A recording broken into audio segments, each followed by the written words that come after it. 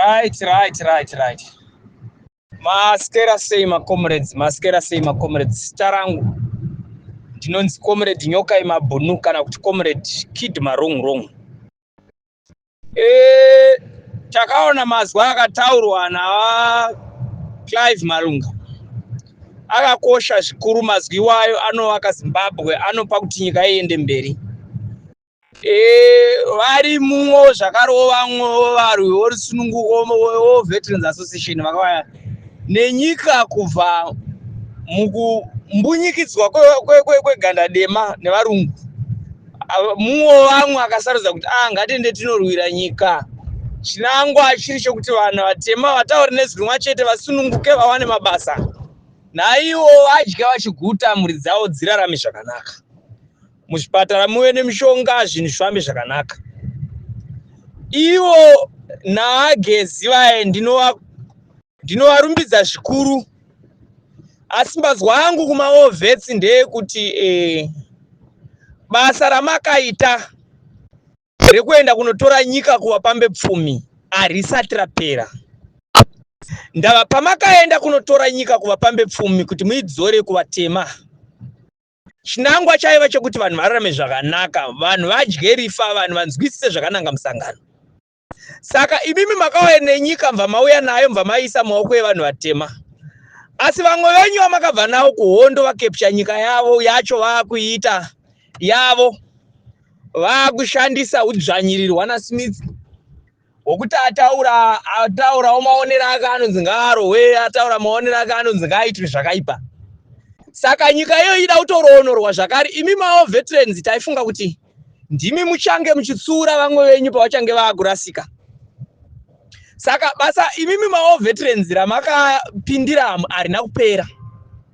Muri kutofanira kuti murambe muchienderera mberi kuitira kuti nyika iwane zororo, vanhu vawane zororo, vanhu vataure nezwi rimwe chete, vanhu vararame zvakanaka. Zvinhu zviri kuitika izvi hazvina kunaka. Hazvina kwazvinoendesa nyika. Vamwe venyu mawo veterans vakutengesa nekuda mari. Saka muri kuona vakanyarara nekuti vari kudya mari. Vanhu vakafanana na Mutsvangwa aitaura chaizvo 2017 achitaura kuti vanhu ngavawane mabasa. Nyaya yaingoda ndeyekuti chete apiwe position atange kudya, atange kuba zvaari kuita. Saka imimi mawo veterans chiregerai kunyarara nyika ichinzwai. This is the time to stand up against corruption. This is the time to stand up against tribalism. Imi mawo veterans kwamuri kumagrupu ikoko zvibvunzei kuti makarwira kuti munanga agwa nevana vake vararame here. Imi muchitambudzika zvamuri kuita izvi. Handi mazvinzwisisa. Imi muchitambudzika zvamuri kuita izvi. Makakumbira mari hanzi takambokupai 50,000. Ko iye ari kuhora everyday ndiye ega here ngaachita step down abve vamwe vapindewo. Saka imi mawo vetsi udzanai kumagrupu kwenyu ikoko kuti nyoka yemabhuno ati basa ramakaita rakaonekwa rekutora nyika kuvarungu. But mauya nayo yakatorwa futi nevamwe, saka yakuda kusunungurwa. Saka this is the time to stand up and claim Zimbabwe back to the civilians. Kwete kuti itorwe nemadictator vanenge vachita zvavanoda nenyika. Havade kutsurwa, vakatsurwa vanhu vakuita basa rekuteererwa nemotikari dzisina manumber plate. Vakatsurwa vanhu vakuita basa rekupisirwa dzimba. That must come to an end. This is the time now we can't allow vamunangagwa kuti vaende ku third term. Azvigone izvozvo. Imi mawo veterans vamwe venyu vakutengesa tazvitaura pachena nekuda kwemari. Ndo zvakasaka Mutsvangwa aenda anowana 12 votes. Nekuti Mutsvangwa hamutengesi is a sellout. Chaanongoda mari chete.